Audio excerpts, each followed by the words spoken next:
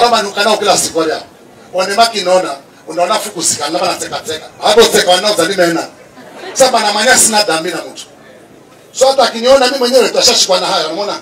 Kenzi kunilitia kwa bana aonewana nikutakuta. Lakini mimi nawasamehe kila siku. Kwa sababu mimi agenda yangu si watu binafsi. Agenda yangu ni hii Kilifi hii.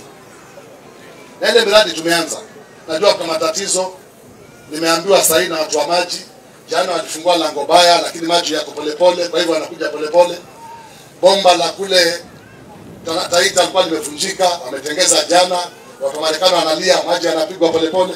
Lakini ukipata wana siasa, mai faranzuga, unaona tabu ya mngaro ya kada ya maji anza mngaro yo kala kafana. Ino tabu ni hata na nacho sama ya kapindi. Tunajaribu kuitatua, ndio maana naweka mabomba ya maji. Ndio maana mnaona nimeweka bomba hilo kubwa. Nani aliona mfereji ukiweka? Hilo bomba lilikuwa dogo hili. Ni kubwa kwa sababu tunataka tutatue matatizo ya maji. Tutatua matatizo tukiwa na mabomba ya maji.